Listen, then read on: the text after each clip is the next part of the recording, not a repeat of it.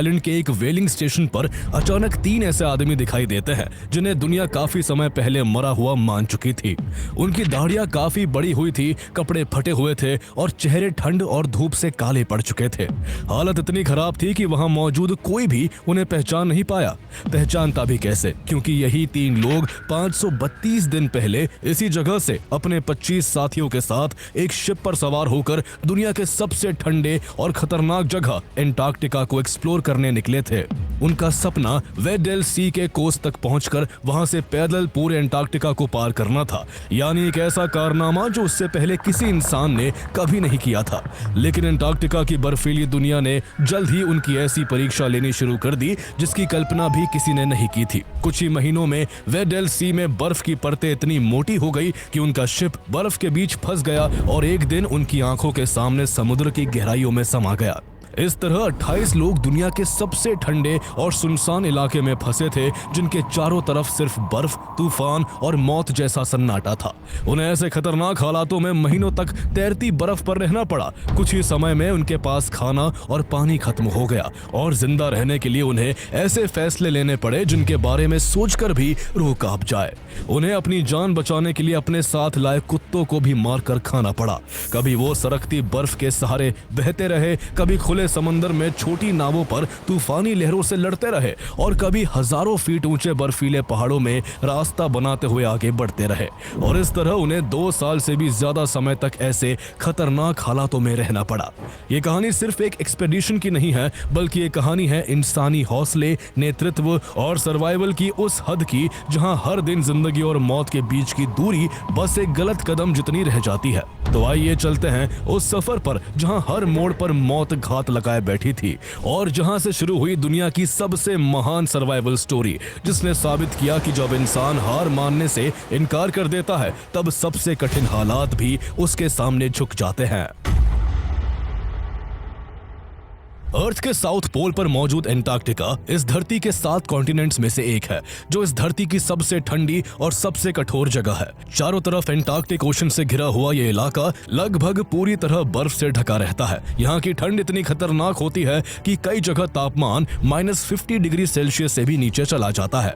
तेज बर्फीले तूफान, महीनों तक चलने वाली अंधेरी सर्दियां और चारों तरफ फैली बर्फ, ये सब मिलकर इसे इंसानों के लिए लगभग नामुमकिन जगह बना देती है। लेकिन यही खतरा कुछ लोगों के अंदर रोमांच पैदा करता था। ऐसे ही थे एक Anglo Irish explorer Ernest Shackleton, जिनके मन में एंटार्क्टिका तक पहुंचने का सपना किसी जुनून की तरह बसा हुआ था। उन्होंने साल 1901 में एंटार्क्टिका पहुंचने की कोशिश की थी, लेकिन बेहद खराब मौसम और मुश्किल हालात की वजह से उन्हें करीब 750 किलोमीटर पहले ही वापस लौटना पड़ा। उन्होंने साल 1907 में भी दोबारा कोशिश की, लेकिन इस बार भी उन्हें एंटार्क्टिका से केवल 150 किलोमीटर पहले वापसी करनी पड़ी। हालांकि ये उस समय का फार्देस्ट साउथ रिकॉर्ड माना गया, जिस वजह से अर्नेस्ट शैकल्टन काफी पॉपुलर हो गए और उन्हें यूनाइटेड किंगडम के किंग एडवर्ड VII द्वारा नाइट की उपाधि से नवाजा गया, जिसके बाद वो सर अर्नेस्ट शैकल्टन कहलाने लगे। लेकिन इतनी शोहरत भी उनके अंदर की बेचैनी को खत्म नहीं कर पाई और एंटार्क्टिका न पहुंच पाने का मलाल उन्हें चैन की नींद नहीं सोने देता था। ऐसे में आखिरकार 1913 में सर अर्नेस्ट शैकल्टन ने फिर से एंटार्क्टिका एक्सपेडिशन का प्लान बनाया, जिसे इंपीरियल ट्रांस एंटार्क्टिक एक्सपेडिशन नाम दिया गया। उन्होंने ऐलान किया कि इस बार वो न केवल एंटार्क्टिका तक पहुंचेंगे, बल्कि वो पूरे एंटार्क्टिका को पैदल चलकर पार करेंगे। उनका प्लान ये था कि उनका शिप पहले साउथ जॉर्जिया आइलैंड पहुंचेगा और फिर वहां से वेडेल सी को पार करते हुए एंटार्क्टिका के कोस्ट पर बैसल बे तक जाएगा, जिसके बाद वो और उनकी टीम पूरे एंटार्क्टिका को साउथ पोल के रास्ते पैदल पार कर रॉस सी तक पहुंचेगी। इसके बाद अर्नेस्ट शैकल्टन ने इस सफर के लिए फंड रेजिंग के जरिए एक नॉर्वेजियन मेड शिप खरीदी, जिसका नाम एंड्योरेंस रखा गया। एंड्योरेंस एक 3 मास्टेड सेलिंग शिप थी, लेकिन उसे स्पीड अप करने के लिए उसमें कोल फायर्ड स्टीम इंजन भी लगाया गया था और ये शिप हल्की पैक आइस के बीच भी रास्ता बना सकता था। इसके बाद शैकल्टन क्रू ढूंढने का काम शुरू करते हैं और न्यूज़पेपर में एक एडवर्टीजमेंट देते हैं जिसकी डिस्क्रिप्शन थी main wanted for hazardous journey. इसमें साफ लिखा था कि महीनों तक भयंकर ठंड, बर्फीले तूफान और अंधेरे का सामना करना होगा और घर वापसी की कोई गारंटी नहीं होगी। लेकिन इतनी खतरनाक शर्तों के बावजूद इस डेंजरस एक्सपीडिशन पर जाने के लिए करीब 5000 एप्लीकेशन आते हैं और इनमें से अर्नेस्ट शैकल्टन केवल 27 को चुनते हैं। उनके चुने क्रू में sellers, carpenters, navy officer, doctors और इंजीनियर शामिल थे। साथ ही इन 27 लोगों में 6 साइंटिस्ट भी थे जो एंटार्क्टिका पहुंचकर साइंटिफिक रिसर्च करने वाले थे। लेकिन ये मिशन जितना महान था उतना ही खतरनाक भी था। उस दौर में जीपीएस, सैटेलाइट नेविगेशन या मॉडर्न कम्युनिकेशन कुछ भी नहीं था। दिशा और दूरी का अंदाजा सिर्फ मैप्स और सेक्सटेंट जैसे इंस्ट्रूमेंट से लगाया जाता था। जरा सी गलती उन्हें रास्ता भटकाकर सैकड़ों किलोमीटर गलत दिशा में ले जा सकती थी।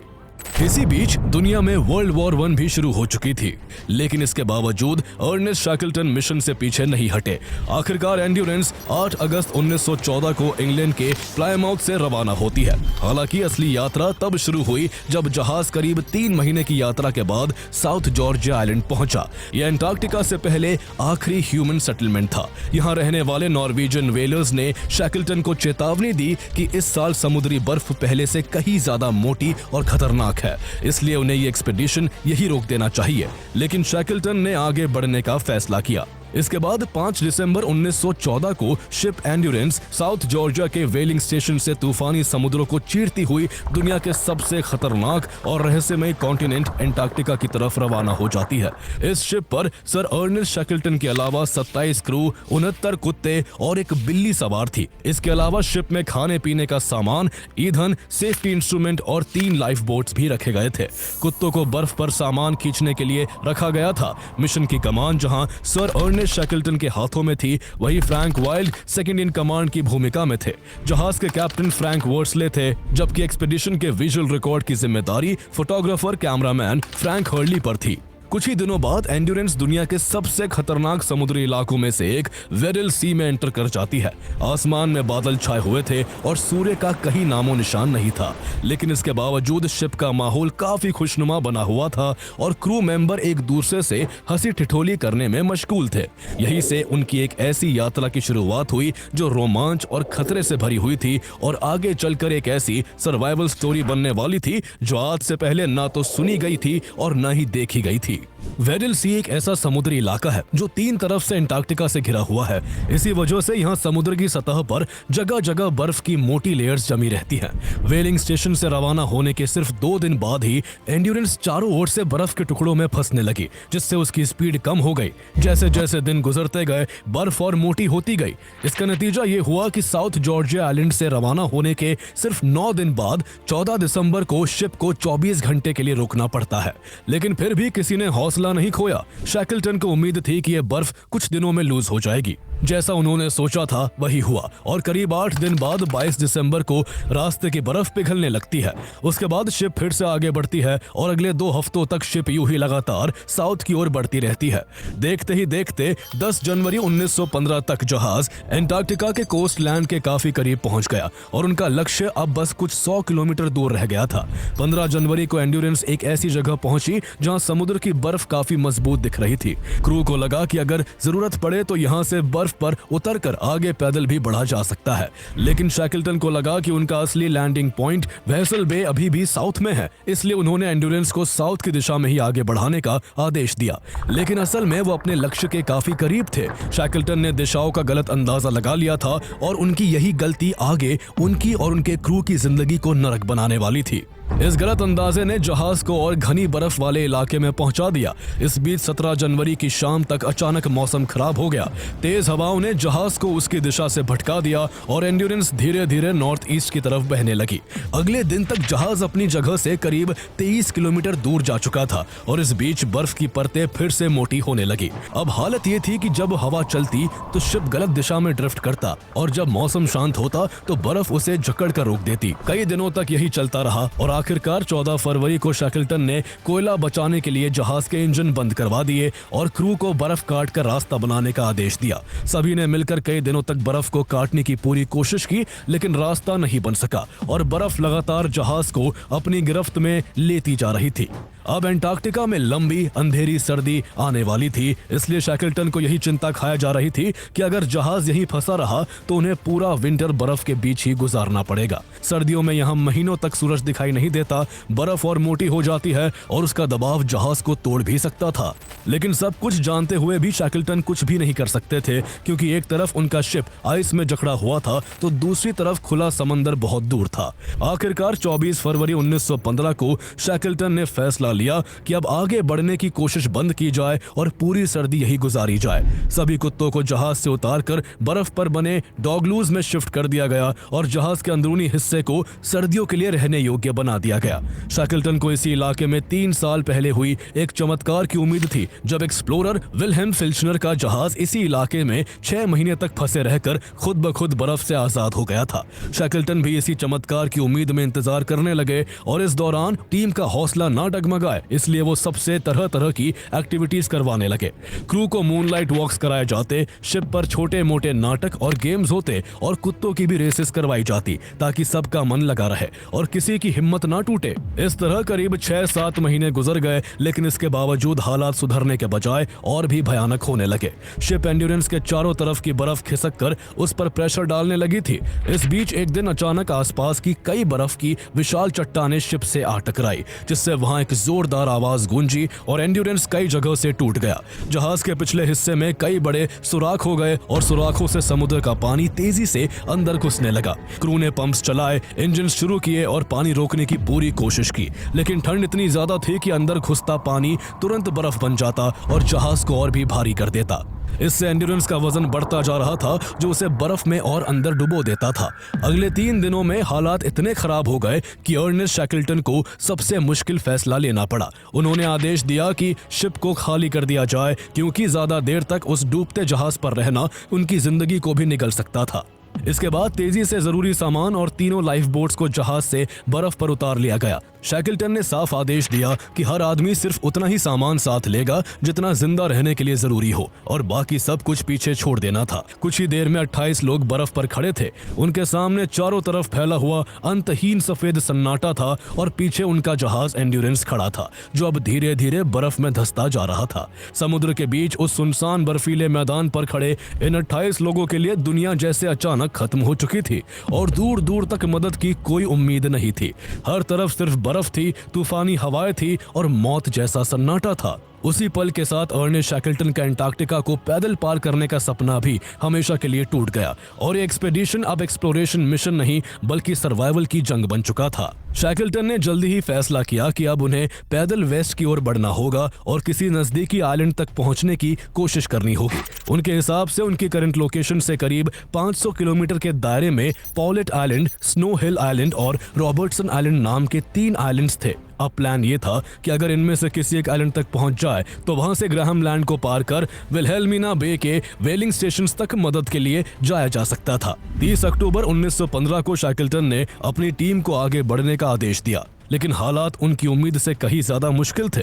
3 दिनों की कड़ी मेहनत के बाद भी वो मुश्किल से केवल 2 मील ही आगे बढ़ पाए। बर्फ के ऊपर लाइफ बोट्स, सामान और कुत्तों को खींचते हुए चलना लगभग नामुमकिन हो रहा था। थक हार कर शैकल्टन को रुकने का फैसला करना पड़ा और उन्होंने क्रू को पास की एक मजबूत तैरती बर्फ पर एक कैंप बनाने को कहा। इसके बाद सभी ने मिलकर बर्फ के बड़े टुकड़ों पर एक कैंप बनाया, जिसे ओशन कैंप नाम दिया गया। वो अभी डूब रही एंड्योरेंस से महज कुछ ही दूरी पर थे, इसलिए वो कभी कभार वहां से जरूरी सामान ले आते थे। लेकिन 21 नवंबर 1915 को आखिरकार वो पल भी आ गया जब एंड्योरेंस पूरी तरह बर्फ के नीचे वेडल सी की गहराइयों में समा गई। ये मार्मिक दृश्य देखकर शैकल्टन और उनके क्रू की आंखें भर आई। वो जहाज जो उन्हें दुनिया के आखिरी छोर तक लेकर आया था अब उनके सामने ही गायब हो चुका था। अब उनके पास सिर्फ एक तैरती हुई आइस शीट का ही सहारा था जिस पर उनका कैंप बना हुआ था। शुरुआत में उस बर्फ के टुकड़े का बहाव इतना धीमा था कि उसका एहसास भी नहीं होता था, लेकिन नवंबर के अंत तक इसकी स्पीड बढ़कर करीब 11 किलोमीटर पर डे की हो चुकी थी। लेकिन फिर भी उन्हें किसी जमीनी इलाके तक पहुंचने में काफी समय लगने वाला था, इसलिए दिसंबर दिसंबर के 4th वीक में फैसला हुआ कि वो अब पैदल पॉलेट आइलैंड की तरफ बढ़ने की कोशिश करेंगे। 23 दिसंबर को ओशन कैंप को छोड़कर सभी लोग पैदल पॉलेट आइलैंड की ओर आगे बढ़ने लगते हैं, लेकिन हालात बेहद मुश्किल थे। कड़ी मेहनत के बावजूद वो बर्फ पर भारी सामान और तीनों लाइफ बोट्स खींचते हुए केवल 12 किलोमीटर ही आगे बढ़ पाते हैं। आखिरकार उन्हें फिर से रुकना पड़ता है और एक दूसरी मजबूत तैरती बर्फ के टुकड़े पर एक नया कैंप लगाना पड़ता है। इस बार वो इसे पेशेंस कैंप का नाम देते हैं, लेकिन अब उनके सामने असली मुश्किल शुरू हो चुकी थी। खाने का राशन तेजी से कम हो रहा था। हर आदमी को दिन भर में सिर्फ एक बिस्किट, कुछ कोको और थोड़ी सी हाई फैट मीट पेस्ट मिलती थी। कभी कभी वो सील्स और पेंगुइन्स का शिकार कर लेते थे, लेकिन ऐसा अक्सर नहीं हो पाता था। शरीर में पानी की भी इतनी कमी हो चुकी थी कि सबके होंठ फटकर सूज गए थे। गला इस कदर सूख चुका था कि उन्हें खाना निगलने में भी मुश्किल होती थी। ऐसे में शैकल्टन ने सबको कच्चा सील मीट खाने को कहा ताकि उसके खून से खाना निकलना आसान हो सके। हालात इतने खराब हो गए कि उन्होंने अपने साथ लाए कुत्तों को भी एक एक करके मारकर खाना शुरू कर दिया। कुत्तों का मीट अब उनके राशन का महत्वपूर्ण हिस्सा बन गया था। शिप को छोड़े अब उन्हें लगभग 6 महीने हो चुके थे और मार्च 1916 के आखिर तक उनकी तैरती बर्फ इतनी दूर बह चुकी थी कि क्रू को कुछ माउंटेन्स दिखाई देने लगे। लेकिन बुरी बात यह थी कि वो पॉलेट आइलैंड की उल्टी दिशा में ड्रिफ्ट कर चुके थे, क्योंकि इस दौरान हवा बार बार डायरेक्शन बदलती रहती थी, इसलिए आइस शीट कभी इधर तो कभी उधर बहती थी। कुदरत मानो हर पल उनका इम्तिहान ले रही थी। हालात इतनी तेजी से बदल रहे थे कि शैकल्टन को अपना टारगेट बदलने पर मजबूर होना पड़ रहा था। पहले उन्हें लगा कि वो क्लैरेंस आइलैंड पहुंच सकते हैं, फिर किंग जॉर्ज आइलैंड तक पहुंचने की उम्मीद जगी, लेकिन आखिरकार ये फैसला हुआ कि वो एलिफेंट आइलैंड की ओर जाएंगे। शैकल्टन के हिसाब से एलिफेंट आइलैंड उनकी करंट पोजीशन से लगभग 160 किलोमीटर नॉर्थ वेस्ट में था और बर्फ का टुकड़ा भी लगातार कई दिनों से उसी दिशा में बह रहा था। कुछ ही दिनों में ये दूरी घटकर केवल 50 किलोमीटर रह गई, लेकिन इस दौरान एक और खतरा सामने आ गया। बैंकिंग की प्रिपरेशन के दौरान डिसीजन लेना काफी टफ होता है। कौन सी एग्जामिनेशन देनी चाहिए और उसकी प्रिपरेशन दिनों में ये दूरी घटकर केवल 50 किलोमीटर रह गई, लेकिन इस दौरान एक और खतरा सामने आ गया। जिस बर्फ के टुकड़े पर उनका कैंप था वो तेजी से पतला होता जा रहा था और किसी भी समय टूट सकता था। अब इंतजार करना मौत को बुलाने जैसा था, इसलिए शैकल्टन ने फैसला किया कि अब बर्फ छोड़कर लाइफ बोट्स में समुद्र में उतरना ही होगा। तीनों नावों को धकेलते हुए उन्होंने उन्हें खुले पानी तक पहुंचाया और सब उसमें सवार होकर एलिफेंट आइलैंड की ओर बढ़ने लगते हैं। तेज लहरें उनकी लाइफ बोट्स को लगातार इधर उधर उछाल रही थी। कैप्टन फ्रैंक वर्सली लगभग 80 घंटे से सो नहीं पाए थे। कई लोग भूख और गंदे पानी की वजह से बीमार हो चुके थे और आधे से ज्यादा लोग मानसिक रूप से टूटकर अपना हौसला खो चुके थे। लेकिन जितने लोग भी स्वस्थ थे वो लगातार नावों को चलाते रहे। इस तरह लगातार 7 दिन तक पैडल मारने के बाद वो 16 अप्रैल 1916 को एलिफेंट आइलैंड तक पहुंच जाते हैं। करीब 1.5 साल बाद उनके पैरों के नीचे ठोस जमीन थी। यह आइलैंड वीरान, ठंडा और बंजर था, जहां शायद ही कभी कोई जहाज आता था। लेकिन फिर भी उस पल उनके लिए ये जगह किसी स्वर्ग से कम नहीं थी। लेकिन सच्चाई ये थी कि यहाँ ज्यादा दिनों तक जिंदा रह पाना लगभग नामुमकिन था, क्योंकि इस आइलैंड पर खाने के लिए लगभग कुछ भी नहीं था। एलिफेंट आइलैंड से सबसे नजदीकी ह्यूमन सेटलमेंट कम से कम 960 किलोमीटर दूर था। साउथ अमेरिका का केप हॉर्न और फॉकलैंड आइलैंड्स करीब इतने ही फासले पर थे, जबकि साउथ जॉर्जिया आइलैंड, जहां से उन लोगों की मेन एक्सपीडिशन शुरू हुई थी, वहां तक पहुंचने के लिए लगभग 1300 किलोमीटर का सफर तय करना पड़ता। केप हॉर्न और फॉकलैंड आइलैंड्स पास तो थे, लेकिन वहां तक पहुंचने का एकमात्र रास्ता दुनिया के सबसे खतरनाक समुद्री रास्तों में से एक ड्रेक्स पैसेज से होकर गुजरता था। यहां से गुजरना मतलब खुद मौत के मुंह में जाने के बराबर था। यहां 12 मीटर ऊंची लहरें उठती हैं और अब तक यहां 20,000 से ज्यादा सेलर्स अपनी जान गंवा चुके थे। ऐसे में शैकल्टन ने फैसला किया कि वो साउथ जॉर्जिया आइलैंड जाने की कोशिश करेंगे, लेकिन समस्या ये थी कि ज्यादातर क्रू की हालत इतनी ज्यादा खराब थी कि उन्हें इतनी दूर तक केवल लाइफ बोट से ले जाना बेहद जोखिम भरा होता। इसलिए शैकल्टन फैसला करते हैं कि वो सिर्फ 6 लोगों की छोटी टीम लेकर साउथ जॉर्जिया आइलैंड जाएंगे और वहां से हेल्प लेकर वापस अपने साथियों को रेस्क्यू करने एलिफेंट आइलैंड लौटेंगे। इस तरह 22 लोग एलिफेंट आइलैंड पर ही कैंप लगाकर शैकल्टन का इंतजार करने वाले थे। शैकल्टन ने वहां रुकने वाली टीम की जिम्मेदारी फ्रैंक वाइल्ड को सौंपी, जो पहले भी उनकी कई एक्सपेडिशंस में साथ रह चुके थे। सब तैयारियां पूरी करने के बाद 24 अप्रैल 1916 को शैकल्टन अपने 5 साथियों Frank Worsley, Tom Crean, Harry McNish, John Vincent और टिमोथी मैकार्थी के साथ एक छोटी लाइफ बोट में सवार होकर स्कॉटिया सी के रास्ते साउथ जॉर्जिया आइलैंड की तरफ रवाना हो जाते हैं। प्लान ये था कि वो 4 घंटे नाव चलाएंगे और 4 घंटे आराम करेंगे, लेकिन समुद्र की लहरें इतनी खतरनाक थी कि कई बार बोट में पानी भर जाता तो कभी ऊंची लहरें उसे अपने साथ ऊपर उछालकर फिर से जोर से पानी पर पटक देती। कई बार ऐसा लगता कि नाव अब डूबने ही वाली है, लेकिन हर बार वो किसी तरह बच निकलते। इसकी वजह ये थी कि इस रास्ते में भी ड्रेक पैसेज का असर पूरी तरह टाला नहीं जा सका था और उसी उफनते समुद्र का कहर उनकी छोटी सी नाव पर टूट रहा था। इस बीच सदर्न हेमिस्फीयर में विंटर भी शुरू हो चुकी थी और अब केवल 4 घंटों के लिए आसमान में सूरज दिखाई देता था। ऐसे में उन्हें डायरेक्शन का सही अंदाजा लगाने में भी काफी मुश्किल हो रही थी।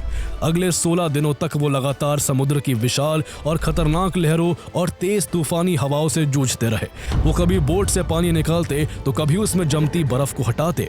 आखिरकार एक दिन उन्हें दूर से साउथ जॉर्जिया आइलैंड दिखाई दिया। अब वो उससे केवल 5 किलोमीटर दूर थे।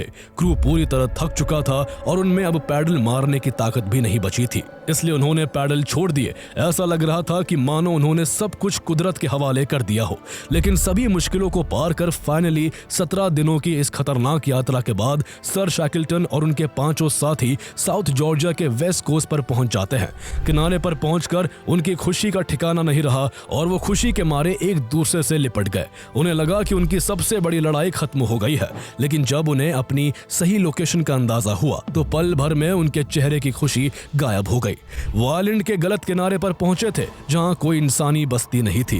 यहाँ इंसान बिल्कुल ऑपोजिट साइड में रहते थे जहां वेलिंग स्टेशंस थे, लेकिन वहां तक पहुंचने के लिए करीब 40 किलोमीटर के बर्फीले पहाड़ और ग्लेशियर पार करने पड़ते। उस समय उनकी हालत ऐसी थी कि वो एक कदम की चढ़ाई भी नहीं कर सकते थे, इसलिए उन्होंने कुछ समय आराम करने का फैसला किया। उन्होंने आसपास के सील्स और दूसरे समुद्री जीवों का शिकार किया ताकि कुछ ताकत वापस आ सके, क्योंकि आगे उनका इंतजार इस पूरी कहानी की सबसे कठिन पैदल यात्रा कर रही थी। साउथ जॉर्जिया आइलैंड के पहाड़ इतने खतरनाक थे कि इससे पहले कभी किसी इंसान ने उन्हें पैदल पार नहीं किया था, लेकिन शैकल्टन और उनके साथियों के पास अब कोई दूसरा रास्ता भी नहीं था। 9 दिनों के आराम के बाद भी हैरी मैकनिश, जॉन विंसेंट और टिमोथी मैकार्थी रिकवर नहीं कर सके, इसलिए 19 मई 1916 को अर्नेस्ट शैकल्टन ने उन्हें वहीं छोड़कर फ्रैंक वर्सली और टॉम क्रीन के साथ हजारों फीट ऊंचे पहाड़ों पर चढ़ना शुरू कर दिया। सबसे बड़ी मुश्किल यह थी कि उन्हें सही रास्ते का कुछ पता नहीं था, इसलिए सामने जो भी पहाड़ दिखता वो उसी पर चढ़ जाते। कहीं गहरी खाइयां मिलती तो कहीं सीधी खड़ी चट्टानों की दीवारें रास्ता रोक लेती। जब आगे बढ़ने का कोई रास्ता नहीं मिलता तो वो नीचे उतरते और फिर किसी दूसरे पहाड़ पर चढ़ने की कोशिश करते। घंटों की कोशिश के बाद भी उन्हें सही दिशा नहीं मिल पा रही थी। करीब 24 घंटे तक भटकने के बाद उन्होंने सामने दिख रही एक गहरी घाटी में उतरने का फैसला किया, इस उम्मीद में कि शायद वहीं से उन्हें वेलिंग स्टेशन तक पहुंचने का रास्ता मिल जाए। इसके बाद तीनों ने खुद को एक रस्सी से बांध लिया और पहाड़ों में रास्ता बनाते हुए चांदनी रात में लगातार आगे बढ़ते रहे। 20 मई की सुबह नीचे उन्हें हसवेक हार्बर दिखाई दिया और दूर से स्टॉर्मनेस वेलिंग स्टेशन से आती भाप की सीटी की आवाज सुनाई दी। पिछले 2 सालों में ये पहली बार था जब उन्होंने किसी ह्यूमन एक्टिविटी की आवाज सुनी थी। इससे उन्हें यकीन हो गया कि वो सही दिशा में जा रहे हैं। कुछ और घंटे चलने के बाद वो तीनों दोपहर तक वेलिंग स्टेशन पहुंच गए। लगातार 36 घंटे से पहाड़ों से नीचे उतरते रहने के कारण वो पूरी तरह थक चुके थे। ये वही आइलैंड था जहां से वो 532 दिन पहले एंटार्क्टिका के लिए निकले थे और अब किस्मत उन्हें फिर से वही ले आई थी। लेकिन जब वो वेलिंग स्टेशन पहुंचे तो वहां मौजूद कोई भी आदमी उन्हें पहचान नहीं पाया। तीनों की दाढ़ियां काफी बढ़ चुकी थी, चेहरे काले पड़ गए थे और कपड़े बुरी तरह से फट चुके थे। उन्हें देखकर वेलिंग स्टेशन के मैनेजर ने हैरानी से पूछा, "Who the hell are you?" तभी अर्नेस्ट शैकल्टन ने धीरे से जवाब दिया, "My name is शैकल्टन।" ये सुनते ही सभी हैरान रह जाते हैं, क्योंकि अब तक दुनिया ये मान चुकी थी कि अर्नेस्ट शैकल्टन और उनकी पूरी टीम मर चुकी है, लेकिन आज उनमें से 3 आदमी उनके सामने जिंदा खड़े थे। इसके बाद वेलिंग स्टेशन के मैनेजर ने तीनों को तुरंत खाना दिया, नए कपड़े दिए और सोने के लिए बिस्तर दिया, जिससे इतने लंबे समय बाद उन्हें कुछ आराम मिल सका। भले ही अर्नेस्ट शैकल्टन अपने 2 साथियों के साथ साउथ जॉर्जिया आइलैंड पहुंच चुके थे, लेकिन एलिफेंट आइलैंड पर फंसे 22 क्रू मेंबर्स के बारे में सोचकर उनका दिल बैठ जाता पड़ा था। उन्हें अपने साथियों को देखे हुए 1 महीने से ज्यादा हो चुका था और उन्हें हर पल यही चिंता सता रही थी कि उनमें से कितने अब तक जिंदा होंगे। शैकल्टन ने सबसे पहले एक व्हेलर भेजकर साउथ जॉर्जिया आइलैंड के दूसरी ओर फंसे अपने 3 साथियों का रेस्क्यू करवाया और इसके बाद उन्होंने एलिफेंट आइलैंड पर फंसे अपने क्रू को बचाने की कोशिश शुरू कर दी। 23 मई 1916 को उन्होंने पहला रेस्क्यू अटेम्प्ट किया और एक व्हेलिंग बोट से एलिफेंट आइलैंड की ओर रवाना हुए, लेकिन समुद्र में फैली घनी सी आइस ने रास्ता रोक दिया और उन्हें वापस लौटना पड़ा। इसके बाद वो फॉकलैंड आइलैंड्स पहुंचे और दूसरी कोशिश की तैयारी करने लगे। 10 जून 1916 को दूसरा रेस्क्यू अटेम्प्ट किया गया, लेकिन इस बार भी बर्फ की दीवारों ने जहाज को आगे नहीं बढ़ने दिया। 12 जुलाई 1916 को उन्होंने तीसरी बार एमा नाम की स्कूनर लेकर एलिफेंट आइलैंड तक पहुंचने की कोशिश की, लेकिन इस बार भी वो असफल रहे।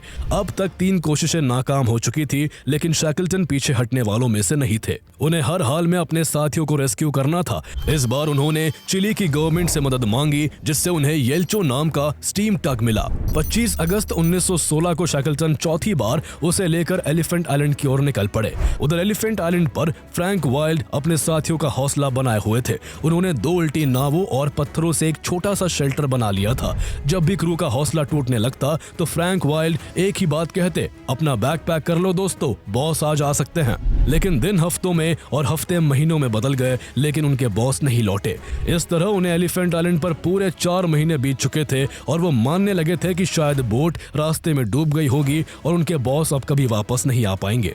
नाउम्मीद होकर उन्होंने फैसला किया कि अब लाइफ बोट लेकर खुद किसी आइलैंड की तरफ बढ़ा जाए। लेकिन एलिफेंट आइलैंड छोड़ने के जस्ट पहले 30 अगस्त 1916 को उन्हें अचानक दूर समंदर में एक शिप दिखाई दिया जो उनकी तरफ बढ़ता चला आ रहा था। पहले किसी को यकीन नहीं हुआ, लेकिन कुछ देर बाद साफ दिखने लगा कि वो शिप उनके बॉस अर्नेस्ट शैकल्टन का ही था। कुछ ही घंटों में शैकल्टन अपने साथियों के बीच खड़े थे। वो ये देखकर हैरान थे कि उनके 22 साथी करीब 128 दिनों के बाद भी एक निर्जन और वीरान आइलैंड पर सही सलामत जिंदा थे। सभी की आंखों में खुशी के आंसू थे। कोई एक दूसरे से गले मिल रहा था तो कोई अपने अनुभवों को शेयर कर रहा था। अर्नेस्ट शैकल्टन ने उसी दिन सभी को जहाज पर बैठाया और 3 सितंबर 1916 को वो सब सुरक्षित चिली के पुंता अरीनास पहुंच गए। करीब 2 साल तक बर्फ, तूफान और समुद्र से लड़ने के बाद एक्सपीडिशन आखिरकार खत्म हुई। शैकल्टन 27 लोगों के साथ निकले थे और 27 लोगों को लेकर ही वापस लौटे। करीब 106 साल बाद 2022 में वेडल सी में करीब 10,000 फीट नीचे शिप एंड्योरेंस को भी खोज लिया गया, जिसका मलबा आज भी समंदर में सलामत है। 5 जनवरी 1922 को सर अर्नेस्ट शैकल्टन केवल 47 साल की उम्र में इस दुनिया को अलविदा कह गए। वह अंटार्कटिका को पैदल पार करने निकले थे, लेकिन अपना असली मिशन पूरा नहीं कर सके। फिर भी इतिहास में उनका नाम एक ऐसे लीडर के रूप में दर्ज है जिसने नामुमकिन हालात में भी अपने हर साथी को जिंदा घर वापस पहुंचाया।